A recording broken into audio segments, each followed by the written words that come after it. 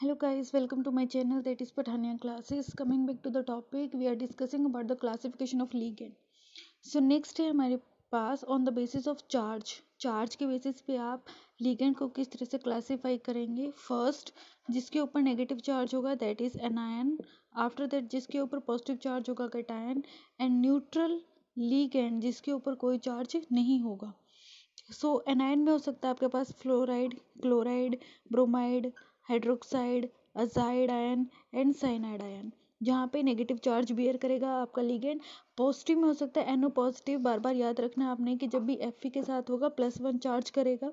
Neutral में आपके साथ हो सकता है water, ammonia, R2S and R3P, ये आपके हो जाएंगे neutral ligand. So this is the classification on the basis of charge. Next classification is on the basis of bonding pattern, कि वो मेटल के साथ किस तरह से बॉन्डिंग कर रहा है. बॉन्डिंग के बेसिस पे आप लिगेंड को कैसे डिवाइड करेंगे. फर्स्ट हमारे पास आता है sigma donor. So sigma donor कहाँ पे होगा, जहाँ पे only one lone pair is present. जहाँ पे आपके लिगेंड के पास सिर्फ एक लोन पेयर होगा वहाँ पे होगा आपका sigma donor ligand. For example NH3 ammonia, एक लोन पेयर है नाइट्रोजन के पास. हाइड्राइड आयन H नेगेटिव, दूसरा हो सकता है आपका CH3 नेगेटिव. तो यहाँ आपके लिगेंड के पास एक लोन पेयर है, तो जहाँ पे वन लोन पेयर होगा वो हो जाएगा आपका सिग्मा डोनर लिगेंड. सेकेंड होगा आपका sigma donor and week pi donor, यानी कि पाई डोनर की कैपेसिटी है बट ज़्यादा अच्छी नहीं है, वीक डोनर है, वीक पाई डोनर है. तो वो कहाँ पे होगा, जहाँ पे लोन पेयर कितने हो जाएंगे 2. ठीक है, लिगेंड हैविंग 2 लोन पेयर, जहाँ पे वो 1 लोन पेयर यूज़ करेगा सिग्मा बॉन्डिंग के लिए and second lone pair use करेगा वो पाई बॉन्डिंग के लिए. इसमें आपके पास एग्जाम्पल हो सकता है water, R2S and NH2 negative. एक लोन पेयर नाइट्रोजन पे पहले से था, एक आपका हाइड्रोजन को लॉस करने की वजह से नेगेटिव चार्ज वहाँ पे आ गया, तो ये हो जाएगा आपका sigma donor and week pi donor. अब गुड पाई डोनर कौन सा होगा, सो थर्ड हमारे पास आ जाएगा गुड पाई डोनर. तो जहाँ पे आपके लोन पेयर होंगे मोर देन 3 लोन पेयर, जिसपे 3 से ज़्यादा लोन पेयर होगा तो वो आपका एक्ट करेगा अ गुड पाई डोनर का, यानी कि जो पाई बॉन्ड में इलेक्ट्रॉन को डोनेट करेगा. अब पाई बॉन्ड में इलेक्ट्रॉन को डोनेट करने के लिए आपके पास दो तरह के लोन पेयर हो सकते हैं. एक तो वो लोन पेयर जहाँ पे एनर्जी कम होगी, और एक वो लोन पेयर जहाँ पे एनर्जी हाई होगी, यानी कि low energy lone pair and higher energy lone pair. जो लो एनर्जी के लोन पेयर होंगे मीन्स वो स्टेबिलिटी की तरफ मूव करेंगे, तो वो आपके सिग्मा बॉन्डिंग में पार्टिसिपेट करेंगे. जो आपके हाई एनर्जी के लोन पेयर होंगे वो क्या होंगे, वो आपके पाई बॉन्डिंग में पार्टिसिपेट करेंगे. तो थर्ड हमारा क्लासिफिकेशन क्या था, थर्ड था हमारा good pi donor. Good pi donor ligand वो होंगे जहाँ पे लोन पेयर 3 से ज़्यादा होंगे, more than 3 lone pair. More than 3 lone pair again further divided into 2 category, low energy lone pair, higher energy lone pair. Low energy lone pair will participate in sigma bonding and higher energy or lone pair will participate in pi bonding. Example आ सकता है इसमें chloride, fluoride, bromide, hydroxide and NH negative. तो यहाँ पे आपके पास क्या है, 3 लोन पेयर हैं, तो 3 लोन पेयर होने की वजह से वो किसकी तरह एक्ट करेगा, पाई डोनर की तरह. नेक्स्ट हमारे पास आता है sigma donor pi acceptor. Important है सिग्मा डोनर पाई एक्सेप्टर. इनमें क्या होगा, vacant orbital, they have vacant orbital होंगे and also known as soft base, उनको सॉफ्ट बेस के रूप में भी जाना जाएगा. इसमें हमारे पास होगा वैकेंट डी ऑर्बिटल. कौन कौन हो सकता है, it can be pi star और it can be sigma star orbital. तो ये इनके पास वैकेंट ऑर्बिटल होगा. उसके बाद हमारे पास आता है pi electrons are involved in sigma bond formation. Lone pair होंगे और जो पाई इलेक्ट्रॉन्स होंगे वो क्या करेंगे, आपके सिग्मा बॉन्ड फॉर्मेशन में पार्टिसिपेट करेंगे. ठीक है, तो उसके बाद हमारे पास इसमें एग्जांपल आ जाता है carbonyl, साइनेट, thiocyanate, R3AS, R3P, R2S, H2N2 and O2. ये जो कंप्लीट मेरी सीरीज है ये किसकी है, ये है मेरी सीरीज सिग्मा डोनर, यानी कि सिग्मा बॉन्ड में इलेक्ट्रॉन को डोनेट करेंगे एंड पाई एक्सेप्टर और पाई इलेक्ट्रॉन को एक्सेप्ट करेंगे. तो ये हमारे sigma donor pi acceptor also known as soft base. उसके बाद हमारे पास आता है pi donor pi acceptor. Pi donor और पाई एक्सेप्टर में एग्जाम्पल हम ले सकते हैं जी सोल्ट का. जी सोल्ट कैसे बना सकते हैं आप, आपने लिया कोऑर्डिनेटेड कॉम्प्लेक्स K2PtCl4 और आपने उसमें इथेन डाला C2H6 under the presence of SnCl2 and you will get G salt. G salt का स्ट्रक्चर आप दे सकते हैं, Pt आपके पास Cl लगे हुए हैं तीन तरफ और आपके पास पाई बॉन्ड है और कॉम्प्लेक्स पे मेरा नेगेटिव चार्ज है एंड K पॉजिटिव मेरा काउंटर आयन है। तो यहाँ से इसका जो शेप है वो शेप कैसा है, जो ज्योमेट्री है that is square planar geometry. And याद रखना है जो डबल बॉन्ड है यहाँ पे, डबल बॉन्ड क्या है, perpendicular to the PtCl3 plane, कि यहाँ पे जो PtCl3 प्लेन है उस प्लेन के जो डबल बॉन्ड है मेरा वो उस प्लेन के परपेंडिकुलर है। ठीक है, तो इसमें एग्जाम्पल आ जाएगा जी सोल्ट हो गया, इथाइलिन होगी और बेंजीन हो गया। ठीक है, उसके बाद अगर मुझे एक नॉर्मल ऑर्डर अरेंज करना है, नॉर्मल ऑर्डर में कैसे अरेंज करूँगी कि मेरे पास जो लिगेंड्स हैं उनका, मेरे पास थे हैलाइड्स, फिर जिनके अंदर ऑक्सीजन था, जिसके ऑक्सीजन की तरफ से वो बॉन्डिंग कर रहे थे, लिगेटिंग साइट अगर नाइट्रोजन की तरफ से है और कार्बन की तरफ से है। तो जो हैलाइड थे, हैलाइड में हमें पता है मोर देन 3 लोन पेयर था, तो वो किसकी तरह एक्ट कर रहे थे, अ गुड पाई डोनर, तो वो पाई डोनर की तरह काम करेंगे।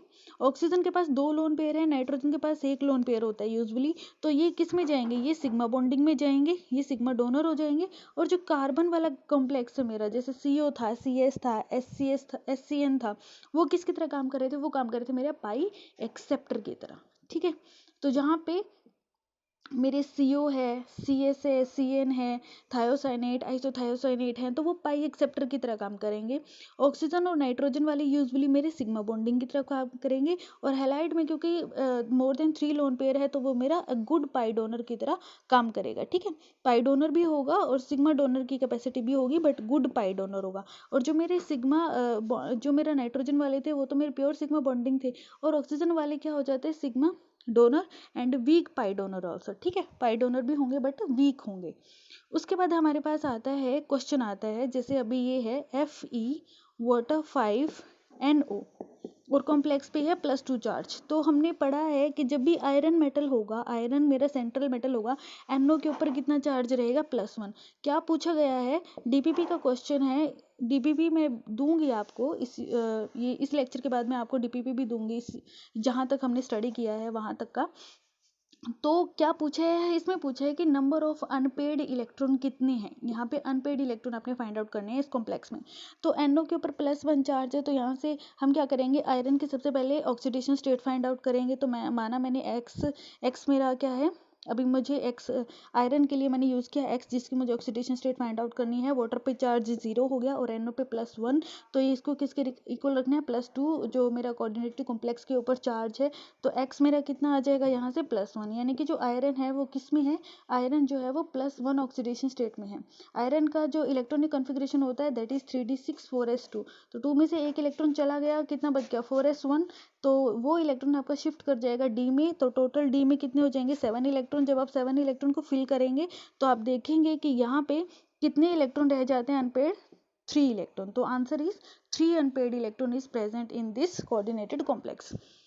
उसके बाद हमारे पास आता है क्वेश्चन था, अगेन ये भी DPP का क्वेश्चन है कि आपको इन क्वेश्चनों में से फाइंड आउट करना है, ऑप्शंस में से फाइंड आउट करना है कि कौन सा कॉम्प्लेक्स है जो आपका गुड पाई एक्सेप्टर है। सो गुड पाई एक्सेप्टर आपका कार्बोनिल हो सकता है, CN हो सकता है, CS हो सकता है, आपका थायोसाइनेट हो सकता है, आइसोथायोसाइनेट हो सकते हैं, आपका R3AS हो सकता है, R3P हो सकता है, और उसके अलावा हमने क्या पढ़ा, R2S पढ़ा है, H2 पढ़ा है, N2 पढ़ा है, O2 पढ़ा है। तो ये सारे के सारे क्या है, ये गुड पाई एक्सेप्टर लिगेंड है। ठीक है, उसके बाद मेरे पास आता है क्वेश्चन नंबर 8। अगेन ये क्वेश्चन था, DPP का ही क्वेश्चन है। क्या है, आपको दिया है 4s 4p 4d, जहाँ पे प्रिंसिपल क्वांटम नंबर n की वैल्यू कितनी है, 4 है। तो आपने क्वेश्चन क्या था कि आपको एनर्जी का ऑर्डर बताना है कि लोएस्ट एनर्जी किसकी होगी। ठीक है, तो एनर्जी का हमें फॉर्मूला पता है क्या है, -k 13.6 z का स्क्वायर डिवाइड बाई n का स्क्वायर। ठीक है, बट अगर आप ध्यान से देखें यहाँ पे जो मेरा n की वैल्यू है वो सबके लिए सेम है। ठीक है, n क्या है मेरा यहाँ पे 4 है। तो अगर n की वैल्यू सेम है इसका मतलब क्या है, तो और दूसरा हम ये जो एनर्जी का फॉर्मूला है हम कहाँ यूज़ करते हैं, जहाँ पे मेरा क्या होता है single electron atom.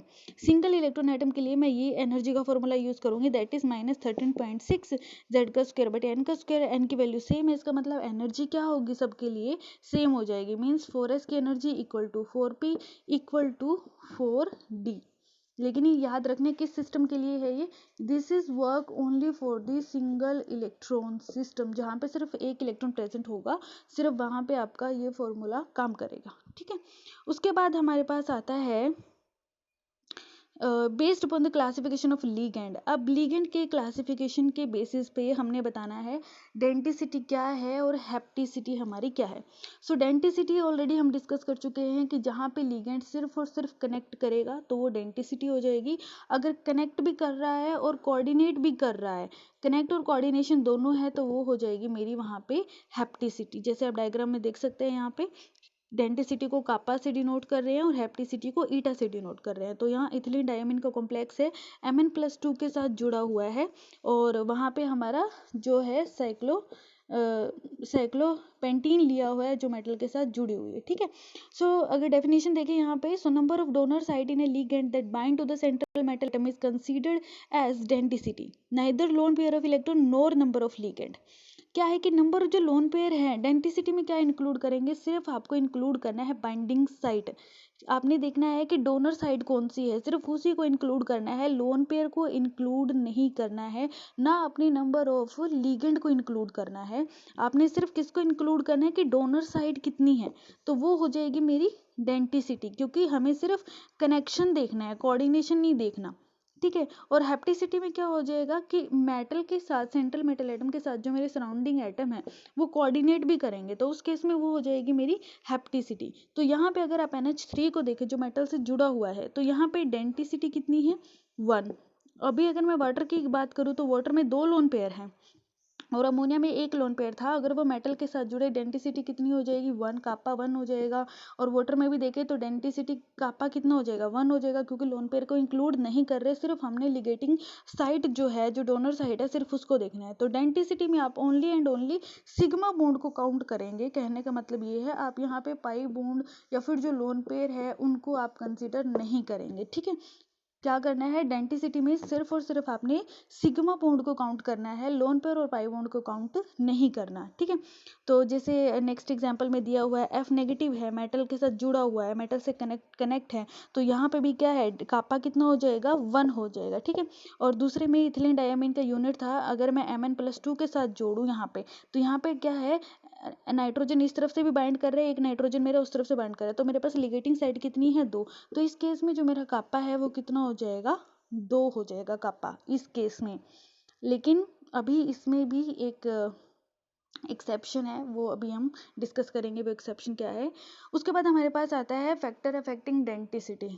Factor affecting में क्या होता है हमारे पास, सबसे पहला फैक्टर कौन सा है जो डेंटिसिटी को इफेक्ट करेगा, सबसे पहला फैक्टर है नंबर ऑफ लिगेटिंग एटम, कि आपके पास लिगेटिंग साइट कितनी है 1 2 3 4, वो वेरी करेगा कि आपके पास लिगेंड किस तरह का है। ठीक है, उसके बाद दूसरा फैक्टर हमारे पास आता है if ligand have more than 1 donor site, कि आपके पास लिगेंड के पास एक से ज्यादा डोनर साइट है, then it form chelate complex, तो वो सेंट्रल मेटल एटम के साथ क्या बनाएगा, एक चिलेट कॉम्प्लेक्स बना लेगा। So denticity depends upon size of the chelating ligand. Kappa और किस चीज पे डिपेंड करेगा, ये डिपेंड करेगा कि जो चिलेटिंग रिंग बनी है उस चिलेटिंग रिंग का साइज कितना है, उसके ऊपर भी डिपेंड करेगा आपका कापा। फॉर एग्जांपल अभी हमने पढ़ा इथिलीन डायमीन, ये NH2 का यूनिट अगर मैं लूँ, तो NH2 का जब मैं यूनिट लेती हूँ तो मेरे पास डोनर साइड कितनी है, यहाँ पे 2 हैं, क्योंकि एक लोन पेयर नाइट्रोजन के पास है तो दूसरा लोन पेयर दूसरे नाइट्रोजन के पास है। यहाँ पे अगर मैं देखूं तो कापा मेरा 2 होना चाहिए जब ये किसी सेंट्रल मेटल एटम के साथ जुड़ेगा, बट यहाँ पे जो कापा है वो कापा 1 हो जाता है। ठीक है, अभी मैं जो पीछे बता रही थी कि एक्सेप्शन है, यहाँ पे वो एक्सेप्शन नहीं है। This is why this is happen, this is due to the formation of unfavourable या अनस्टेबल 3 मेंबर्ड चिलेट रिंग। ये क्या होता है कि ये जब 3 मेंबर्ड चिलेट रिंग बनाएगा, जो मेरी 3 मेंबर्ड की चिलेट रिंग बनेगी, वो 3 मेंबर चिलेट रिंग क्या होती है, अनस्टेबल होती है, इसीलिए ये कापा 2 में न जाकर कापा 1 में जाना प्रेफर करता है, और यहाँ पे जो डेंसिटी है वो 2 ना होकर 1 हो जाती है। ठीक है, याद रखना आपने कि NH2 का यूनिट है। अगर कभी भी ये 3 मेंबर चिलेट रिंग बनाएगा तो उस केस में इसकी जो कापा वैल्यू है वो 2 नहीं होगी, उस केस में इसकी कापा वैल्यू कितनी हो जाएगी, 1 हो जाएगी, क्योंकि 3 मेंबर चिलेट रिंग क्या होती है, अनस्टेबल होती है। ठीक है, तो यहाँ पे ये किसकी तरह काम करेगा, ये काम करेगा मोनोडेंडेंट लिगेंड की तरह। 3 मेंबर रिंग क्या होती है, अनस्टेबल, तो कापा कितना हो जाएगा, डेंसिटी कितनी हो जाएगी, 1।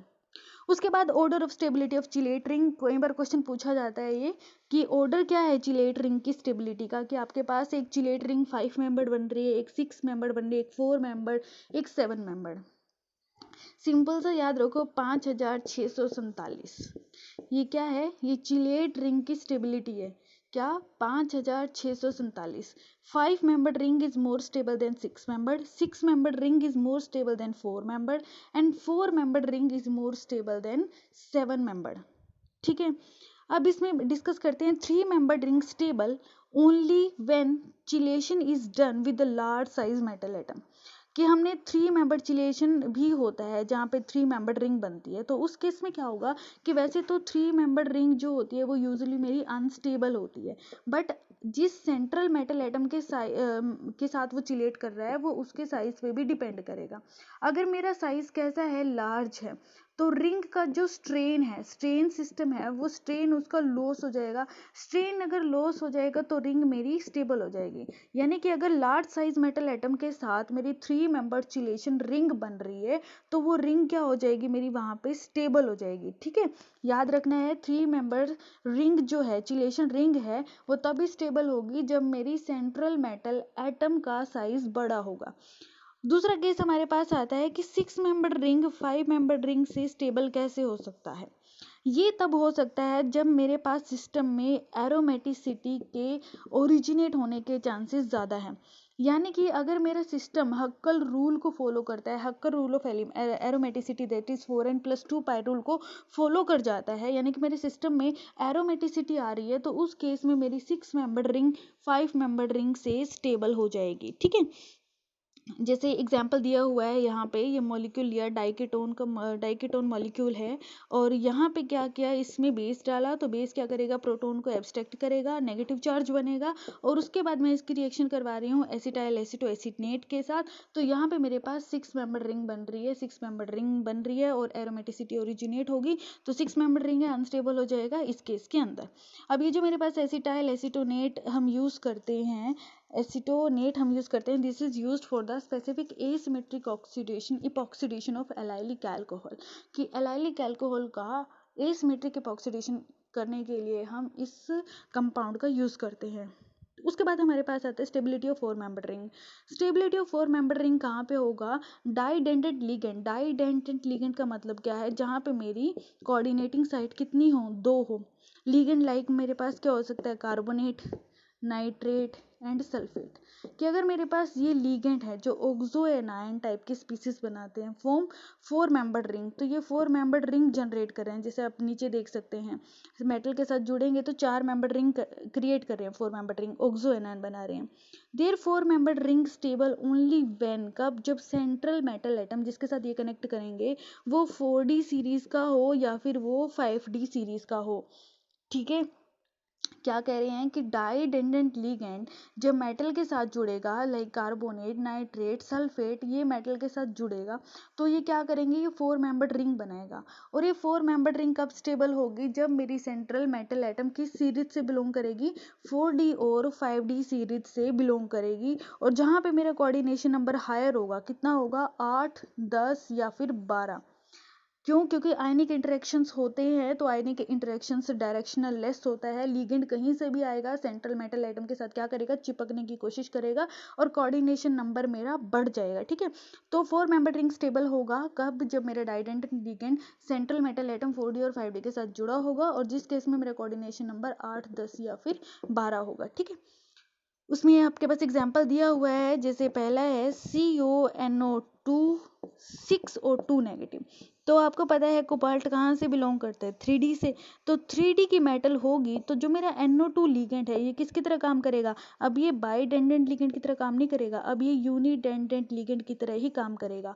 बाइडेंडेंट लिगेंड की तरह काम तभी करेंगे जब सेंट्रल मेटल एटम कहाँ से बिलोंग करेगी, 4D और 5D की सीरीज से। तो यहाँ पे कोऑर्डिनेशन नंबर कितना रहेगा, 6 ही रहेगा, और डेंसिटी कितनी होगी, कापा की वैल्यू आपकी 1 हो जाएगी। सेकंड केस अगर आप देखें तो यहाँ पे सीरियम मेटल यूज किया हुआ है, तो यहाँ पे सीरियम NO2 की पावर 6 टू नेगेटिव। अब क्या हो जाएगा, जो मेरा NO2 है वो बाइडेंडेंट लिगेंड की तरह काम करेगा, 2 कोऑर्डिनेटिंग साइट हो जाएंगी, कोऑर्डिनेशन नंबर मेरा क्या हो जाएगा 12, और क्योंकि सीरियम मेरा कौन सी सीरीज से बिलोंग करता है, 4D सीरीज से, तो यहाँ पे डेंसिटी कितनी आ जाएगी मेरी 2 आ जाएगी। ठीक है, यानी कि हम क्या कह सकते हैं कि 3D और 4D के केस में जो मेरा लिगेंड है वो अपनी मैक्सिमम हैप्टासिटी शो करने की कोशिश करेगा। ठीक है, उसके बाद जैसे आप देख सकते हैं अगेन कोबाल्ट का केस लिया है, NO3 लिया है 6 से, तो कोबाल्ट अगेन 3D से बिलोंग करता है, तो कोऑर्डिनेशन नंबर 6 रहेगा। अगेन जब मैंने सीरियम मेटल यूज़ की, सीरियम मेटल कहाँ की है, 4D की है, तो नाइट्रेट अब किसकी तरह काम करेगा, बाइडेंडेंट लिगेंड की तरह काम करेगा, और जैसे ही बाइडेंडेंट लिगेंड की तरह काम करेगा कोऑर्डिनेटिंग साइट हो जाएंगी 2, कोऑर्डिनेशन नंबर 6 की बजाय क्या हो जाएगा 12 हो जाएगा। ठीक है, ओके। उसके बाद हमारे पास आता है फ्लेक्सीडेंडेंट एम्बीडेंडेंट लिगेंड।